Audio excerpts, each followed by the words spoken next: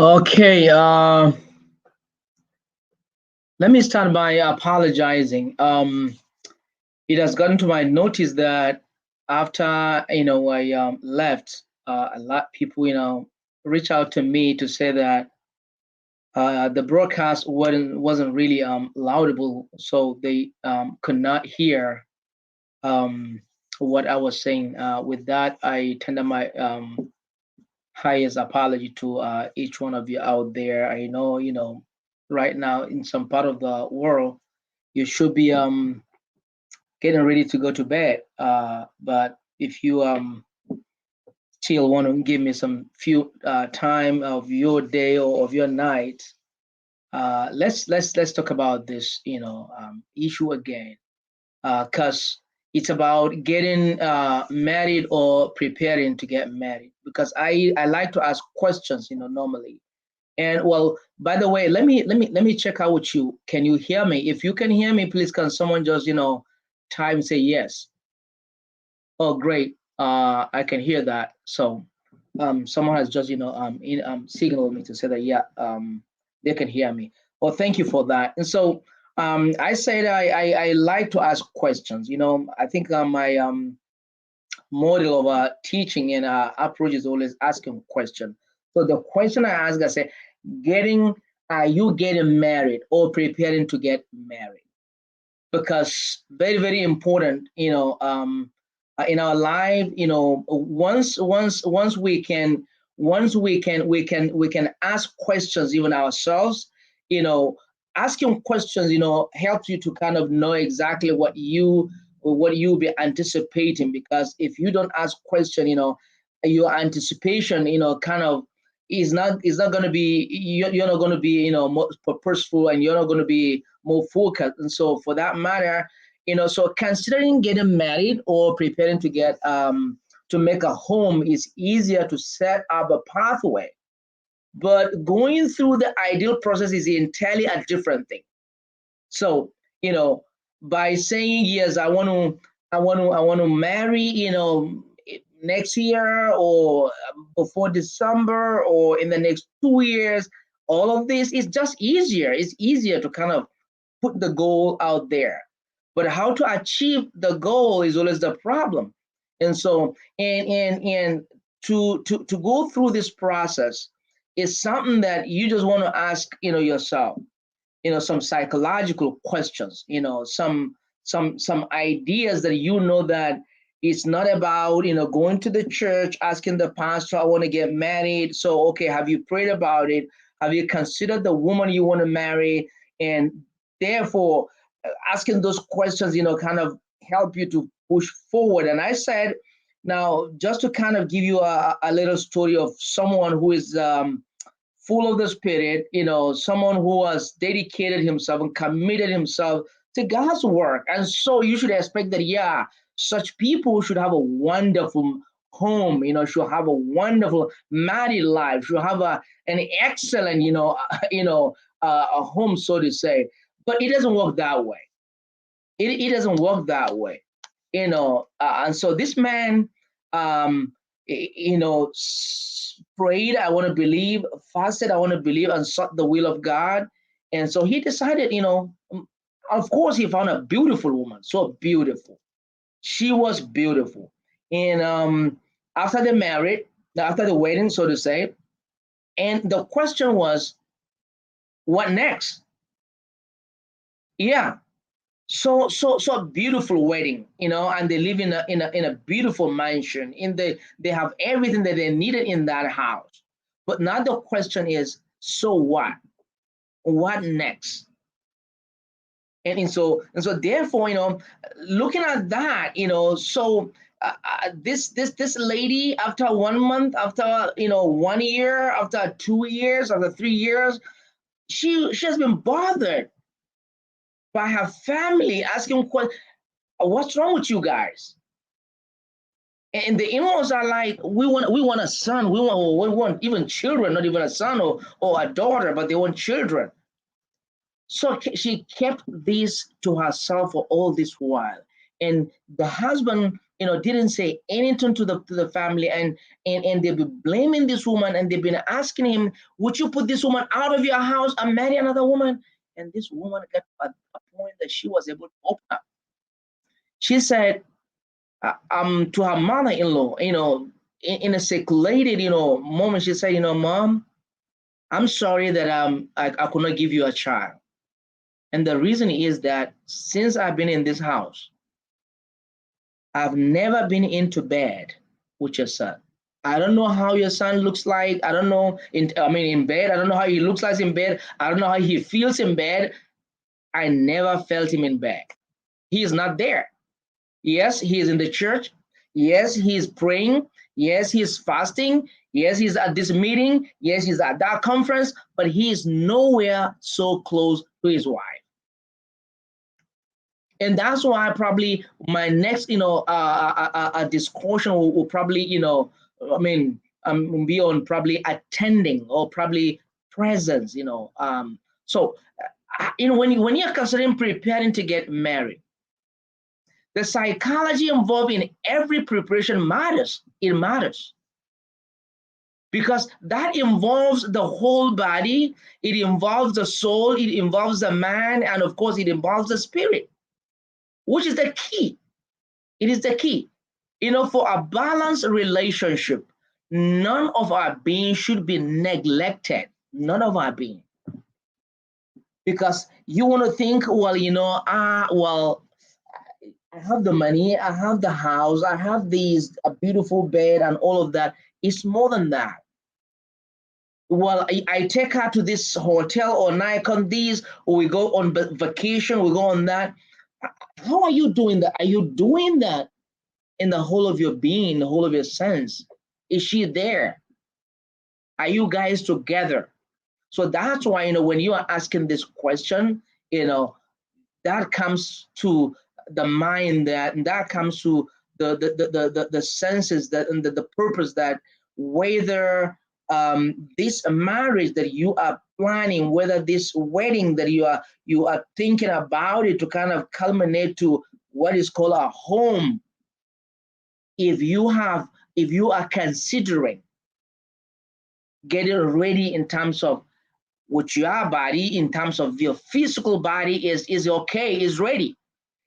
Thinking about your soul, you're talking about the emotions that are there. You're talking about the feelings that are there. And if you're talking about the mind, of course, mental, your mental capacity. How are you doing mentally? You want to talk about that. You want to ask the question, from that angle. And of course, when it comes to the issue of in the spirit, when you talk about the spirit, this state is where you related to your faith, related to your God, So all of this together, you want them as you get prepared to marry, because it is not just about being just mentally there. It's not just about being emotionally there. It's not just about you just asking for sex. But when it comes to her feelings, you don't care about how she feels. I mean, daily, how her day went by and what is going on. You don't care. No, it's more than that. And of course, as a Christian, you want to know. I mean, it's not after the wedding that you want to ask and say, I mean, why are you not praying? Why don't you pray? No, before you do that, before you got wedded, it's before you got wedded. You got to ask those questions before you start anything home. Because the home need to be a balanced home, and a balanced home, as I said, it should be a home, that definitely has not put out any of your being. And of course, what makes your beings, your being, balanced is being there in the body, being there as I mean in emotionally, being there mentally, being there, in the spirit together. That's all of this, put together. And that's why we want to look at that. And I mean, we want to consider this all the time. And the next thing is look. I mean, another thing that you want to kind of beg the question is, how about time? Begging the question of how about time and dispensation. At what time I am right now, you know, the primitive time. During the primitive time, they understand their own time and they understand their own psychology. Before the modern time, that's pre-modern time, they understand their own psychology. Then within the modern time, they understand their own psychology. And of course, fast forward, now we are in the mid. That's what they say. We are in the millennial. So the millennials understand their own timing, and it matters. It matters. It matters to understand, what is going on, what is around me, what is happening. Okay, what is happening? But as the Bible will say, it is not really being of the world, but you are in the world, but you need to understand what is going on in the world so that you don't be of the world. Okay, but we are not doing theology here. We're doing marriage. We're doing marriage, because marriage, in some cultures, you find out that definitely, to them, it's just a matter of knowing you, and tomorrow it is not okay, it's the relative. Tomorrow I'm not there. You share what you're supposed to do at home. I'm sorry, my guys there in Africa, and other part of the world, that you believe, the man is the head of the house, as you want to put it. Of course, the Bible says that, but you want to kind of stick, you are the boss of the house. You just sit there. But in some other cultures, you share the duty of the house. You do the laundry, and I do, I clean the house. You wash plates, I cook the food, and you go for grocery, and that's it. So when you're talking about marriage, guys, we need to go in there with our full being, so that we don't really make those mistakes that others have made. Because that's why I title it "Getting Married" or "Preparing to Get Married." Are you in that stage? Are you in that position? If you're in that position, then definitely this need to be considered, because it's better to not start than to start and not go anywhere. you know and like I know this is not story, this is not hearsay. I think I can count up to 4 marriages that some of them is just a matter of few months, some of them a year, some less than, more than that, but they are not together. And why? If you ask the reason for their separation, for their divorce, it's not that there was no food in the house. It's not that the man, has not good house. It's not that. No, something so serious is not taken into action. And so that's why that is not working. It's not working. So the person decided to kind of say, you know what, I'm leaving. I'm leaving. So for us not to repeat the mistakes others have made, and that's why this is very important. And that's why it matters for us to talk about, things like this, you know, talking about things like this help us. So another, when you're talking about the mind, talking about the soul, talking about so you want to pay attention to, to our emotional states, our emotional state. So your emotional states have a profound impact on others. The more you pay attention to your primary emotional states, the more you are able to truly and effectively perceive others' emotional state as well. It's not about you. It's about the two of you. It's about two people coming together, 1+1, not the mathematics, 2+1 is 2. No, 2+1 is 1. So, because I don't want you, people say, oh, we are not compatible. We are not compatible. The last time, I talk about, giving room for creativity. Yeah, accepted that whichever way it happened that you guys made it, as a couple. So the issue is what you need to do.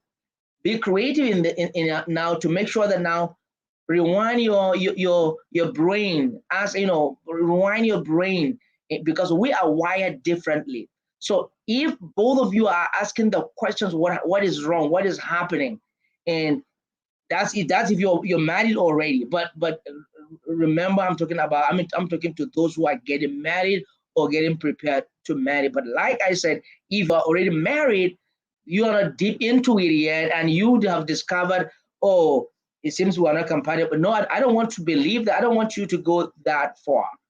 Probably ask yourself, am I there in a physical sense? Am I there, with my emotional, state? Am I there with my mental capacity? Am I there in the spirit with this woman or with this man? We need to ask these questions. So if it is not there, then you begin to fix it. That's if you make the mistake. But if you are not there yet, you're not in the marriage in the marriage stage yet, then before you get into that, you want to pay attention to your emotional state. The thoughts that comes in there, the thoughts that comes in there. You want to make sure you pay attention to that, because when the Bible says love the Lord your God, with all of your mind, your heart, your soul, and of course your strength. What do you think about that? What do you think about that? When you think about strength, do you think you're going to carry that, or you need the strength to carry the Bible? You think you need the strength to read and fight the Bible? So that's why we want to bring that into our being, into our marriage. So as you pray to seek the will of God, I guess the stimulation of your thoughts will start to trigger your emotional state with a question like, okay, am I really ready? Am I really ready to marry? Especially when those hormones, began to, hit your heart, and of course, a dopamine will also trying to checkmate what to register, what to put it in there to kind of for a reminder, when dopamine like love, I love you, or you're good, you're nice, you're this, dopamine will remind you about the love that you always want to make it seen there, the happiness that the dopamine will kind of reinforce the happiness, the joy, all of that. But that's why you need to ask those questions before you even go into that. And so that's why am I ready? Am I really a man? Am I really a woman? It is not just saying that you got your front is kind of straight, or yeah, or you as a man, oh yeah, I can see my my boy is there ready. No, that's not the point. That's not the point. It's more than that. I'm telling you guys, it's more than that. It's more than that. You want to be there in your whole being. You want to be there in your whole being. So questions like you know, am I in my physical sense? Am I in my physical sense? And so when that stimulation of the thoughts, you know, that triggers, you know, the emotional state, you know, so actually this happens within your subconsciousness. It happens in a subconsciousness. Those thoughts, you know, they are not just you know, something that you see there, but these are things that comes within you. These are things that are fighting within you, you know. So once those, you know, those stimulations, you know, begin to work out and trigger all of those thoughts, you want to pay attention to it. You don't ignore it. Don't neglect it. Pay attention to it. You know. So because of course, am I ready to marry? Oh yeah, I think I'm a man. I think I'm a woman. I'm ready now to marry. Or I can function sexually, or I can function socially, I can function mentally, I can function emotionally. So those emotions, you know, you want to pay attention to it. You want to be there for your wife. You want to be there for your husband. You know, so it's not, you know, as a pastor, you know, he married this woman and brought her into this house. And of course, she's there in the house for him, but he is not there for her. And of course, if you are a woman who probably you are more busier than your husband, and you decided you are there tomorrow as a banker, probably you are in the bank. I'm sorry, we got to go to this place for a meeting. We have to go to get there for a meeting. Listen, is at the expense of your marriage, at the expense of that man that you cherish, that man that you love, that man that you call him, you know, my beauty, my sweetie, my all of, isn't at the expense of that. You know, don't just go into it without paying attention to all of that. I know, you know, what I do even before I change my location. If you come to me and they're telling me that, oh, I'm getting ready to marry, I need you to help us, you know, and for counseling. The first question that I ask, I ask about their faith. I ask about their faith because I want to start from there. You know, you are a Christian? Yes, I'm a Christian. I'm not a Christian. Okay. So if you are a Christian, no, so my counseling is going to be probably integrational, putting both evidence and faith-based, you know, together. But if you are not a Christian, I don't have to even go, you know, towards the faith-based, but I'll be evidence and more, you know, aligning.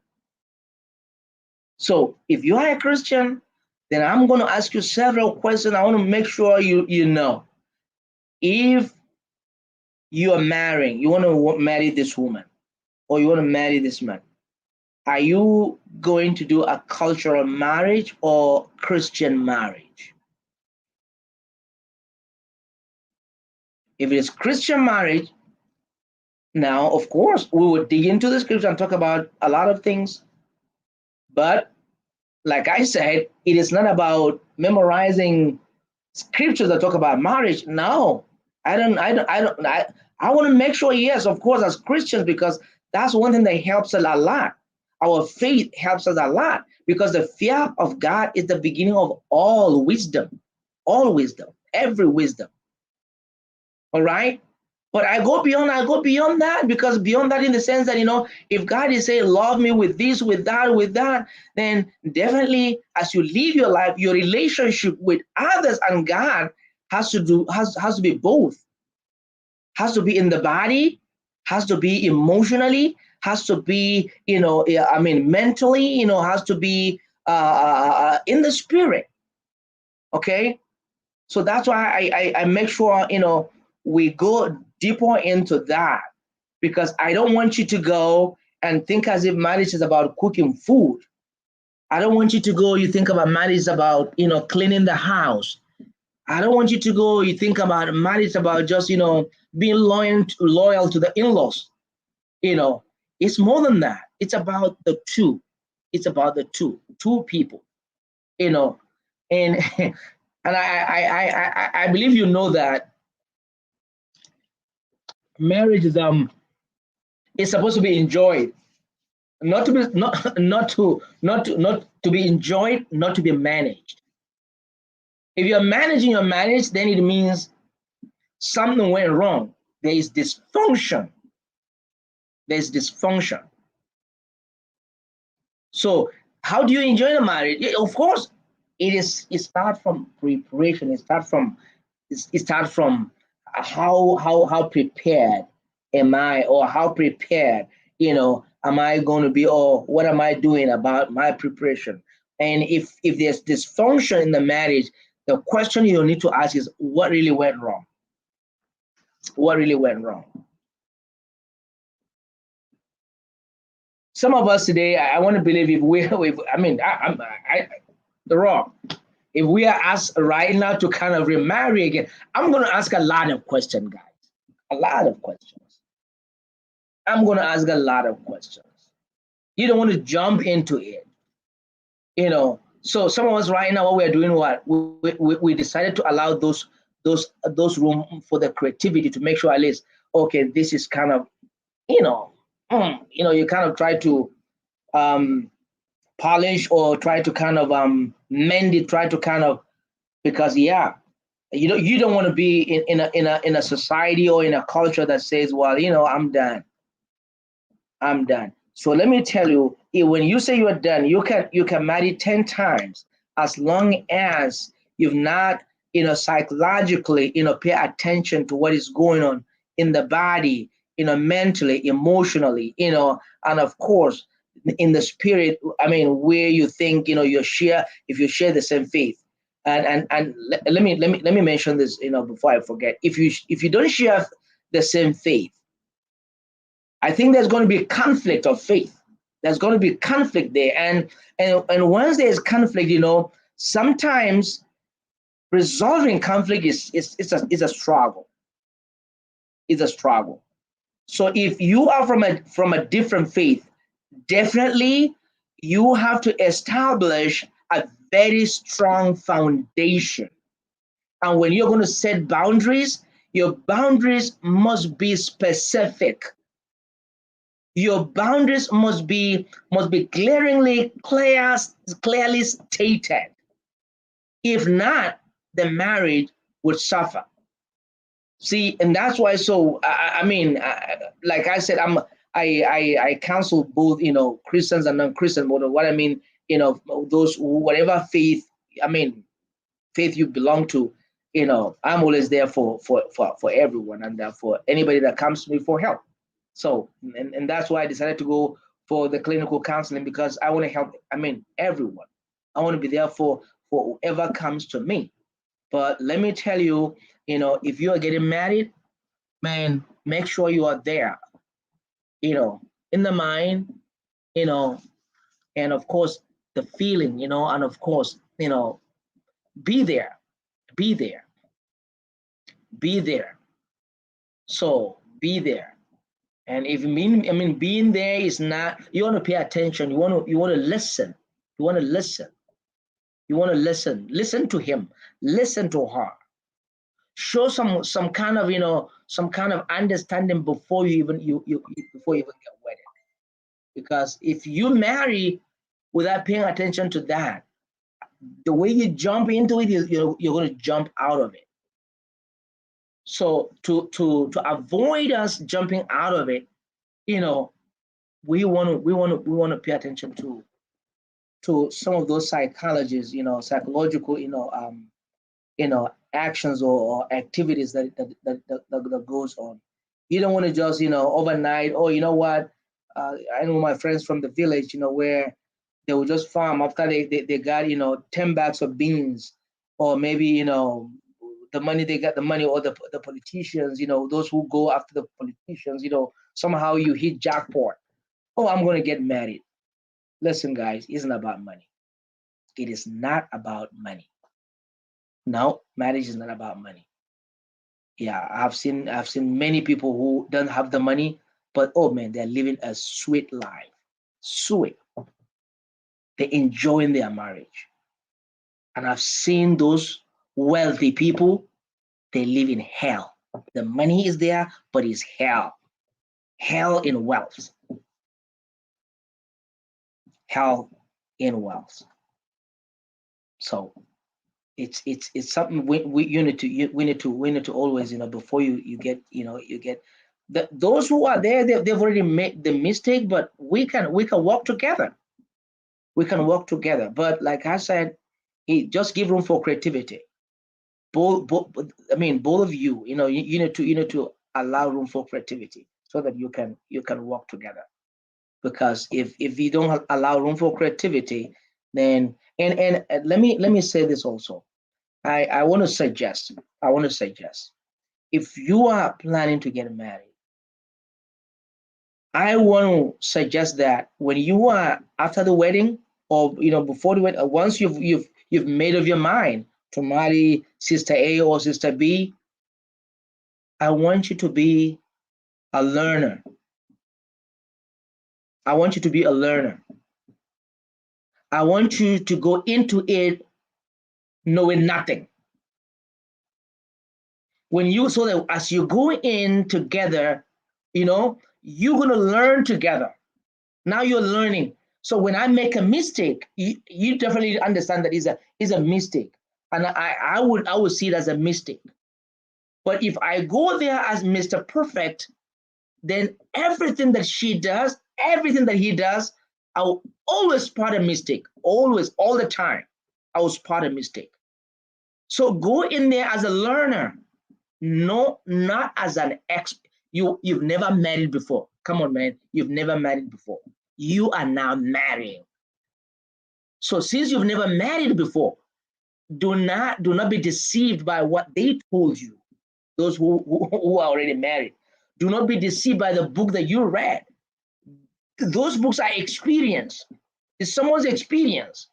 And those guys who are telling you, that are married, because that's what they are passing through. Who told you that? Who told you that that's what you're going to pass through? Who told you that it's going to be the same? Who told you it's going to be the same problem that you're going to encounter? But you want to be there for each other, for one another. Listen to one another. Go in there as nobody, as no, as you. Go there as you. Don't go there, as someone who is trying to kind of be someone that you are not. No, be you. Be you, and be a learner. If you go in there as a learner, you know, I bet you, because you're gonna learn a lot. You're gonna learn a lot. You're gonna learn a lot, you know. And as you plan to marry, probably let me say three things for you, because I'm not in my, but it's something that I want you to kind of also know about this. As you plan to marry, you learn to be humble. Learn to be humble. Learn to be patient, and learn to have faith. These three things: patience, humility, and faith. Patience, humility, and faith. Begin to work on it. Work on it so that when you jump into it as a learner, you're learning to wait. You're learning to humble yourself, and you're learning to believe that it's gonna be fine. But don't go there as a Christian who has met Jesus and stayed with Jesus, and you think, when the body begin to ask for some things, you will say, "Oh, come and be in the spirit." He doesn't. No, he's not going to be in the spirit, because that is God. God made it that way. God made it that way. God made it that way. So you got to pay attention to the body. You got to pay attention to the mind. You got to pay attention to the emotions. Then think about the spirit, the spiritual life. Very, very important. So I hope um, we would continue, man. We would continue. We'll get there. We'll get there. But I just want you to know that marriage is not a car that you get your money, you don't want to buy it. That's not marriage. Is not that marriage is more is not that. Marriage is not the politics that probably someone say, well, okay, let's go. No, marriage is not politics. Marriage is not that. Marriage is not some project. I mean, a project that you think, well, I'm going to execute it by so time. No, no, it's not that. So think about it. Think about it, and I hope that probably kind of made some sense and help someone out there. And reach out to me anytime. If you have any question, reach out. I don't know. I've never thought about that before, but maybe if it's, I can give you my phone number. 26 plus. That's if you're outside the United States, it's +1 267 774 1458. +1 267 774 1458. You can reach out to me with questions. Then when we come, like this, and I can now, respond to those questions. So thank you for being there, and I hope it's helpful. Appreciate you all together. Pray that you will stay safe and coronavirus, distance from you, and follow the rules. And health is wealth. Thank you. Bye for now.